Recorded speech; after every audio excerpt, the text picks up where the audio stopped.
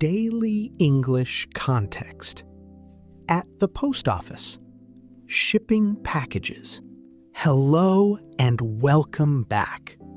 Today, we are talking about a very useful everyday topic, going to the post office. It is always good to know how to send things. Hi, everyone. Yes, sending a package can sometimes feel a little confusing. But do not worry. Today, we will learn some simple, everyday phrases to make it all very easy for you. Exactly. We will talk about shipping packages to your friends or your family. So please relax, grab a warm cup of tea, and let's practice some everyday English together right now. So, George, imagine you want to send a nice box to your friend in Japan. First, you need to visit the post office and look at all the shipping options. Yes, the shipping options. That just means the different ways and prices you can choose to send your package. Some ways are very fast, and some ways are much slower. Right. You can simply ask the postal clerk, "What are my shipping options today?" Now, it is your turn to practice. Can you say, "shipping options"? Great job repeating that. I always ask about the shipping options because the fast way is sometimes very expensive. Choosing the slower way can save you a lot of money if you are not in a hurry. Before you give the box to the clerk, you must write your own address on the outside. In English, this is called the return address. It is very helpful. The return address is very important. If the post office cannot find your friend's house, they will safely send the box back to your return address, so you do not lose it. Exactly. You usually write the return address in the top left corner of the box. Now, can you repeat that phrase with me? Return address. Excellent. That was very clear. But what if you are sending something that breaks easily, like a beautiful glass cup? You need to clearly tell the postal clerk that the item inside the box is fragile. Yes, fragile. The word fragile means it is very easy to break. The post office will put a special red sticker on the box if you say it is fragile. I always say to them, please be careful with this box. It is fragile. Try saying it aloud with me. Fragile. Very good. It is a very useful word to know. After you carefully choose how to send your package, you might wonder when it will finally arrive at its destination. You can ask the clerk about the expected transit time. The transit time is simply how many days or weeks the package travels on its journey. For standard international mail, the transit time might be about 2 to 3 weeks. Let's practice that useful phrase right now. Can you say transit time? Perfect. Knowing the transit time helps you know exactly when to call your friend to check on it. If I am sending something very important, I really do not want it to get lost in the mail, So I always choose to send those items by registered post. Registered post is a very safe way to send mail. The post office carefully records exactly where your package goes on its journey.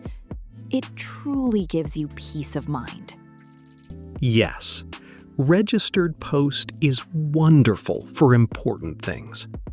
Now it is your turn to practice. Can you say registered post? Well done! It is a very safe choice for you. When you use registered post, the postal clerk will hand you a printed receipt. On that small piece of paper, you will clearly see a long tracking number printed at the top. A tracking number is a special code just for your box. You can type the tracking number on the computer internet to see exactly where your package is located today. It is so incredibly helpful. Let's practice saying it together right now. Tracking number? Great job! I personally love checking my tracking number every single day until it arrives. When the package finally arrives at your friend's house, the delivery driver will knock loudly on the front door. Your friend must sign for it to receive the heavy box. Yes, to sign for it just means to formally write your name on their device. It proves that the correct person actually received the box safely in their hands. Let's hear you say that helpful phrase aloud with me. Sign for it. Excellent! It is a very simple action, but it is extremely important for safe, secure delivery. Now, sending a box to a completely different country has one extra little step. You always have to carefully fill out a small official paper called a customs form. A customs form simply tells the government of the other country exactly what is hidden inside the box. You just need to write a short, simple list on the customs form. That's right. Let's practice that new phrase together. Can you clearly say customs form? Good job! You only ever need this form for your international packages, going far away. On that exact same paper form, you also need to honestly write how much money the items are actually worth. In English, this amount is known as the declared value. The declared value is simply the true cash price of the things inside your box. For example, the declared value of a brand new shirt might be $20. Let's try saying that business phrase together right now. Declared value. Perfect. It is really just a formal way to say how much the item originally costs to buy. Why do they even need to know the price of your gift? Well, sometimes the person receiving the box in another country has to pay an extra tax called an import duty.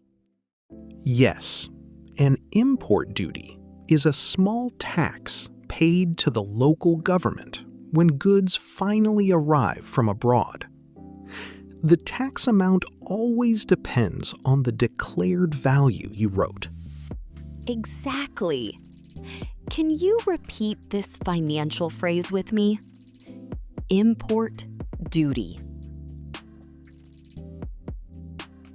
very nice. It does not always happen to every package, but it is very good to know about. We learned so many incredibly useful phrases today for sending your packages abroad. Now, let's do a very quick and gentle review together to help you remember all of them easily. First, you always check your shipping options at the counter, and then you clearly write your return address. If the item inside breaks easily, you must tell them it is completely fragile. You can also politely ask the clerk about the transit time. For extra safety, you should use registered post so you get a tracking number to follow your box online.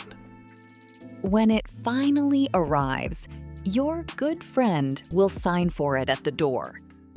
For sending to other countries, remember to fill out a customs form and write the exact declared value. And always remember, your friend might need to pay an import duty before they get the box. You did a truly wonderful job following along with our English lesson today. Now, we have a fun little question for you. Do you prefer sending quick text messages? Or do you still like sending real letters and packages? Tell us in the comments below. We absolutely love reading all of your thoughtful answers. If you enjoyed this relaxing English practice today, please like the video and subscribe to our channel. Have a truly wonderful day.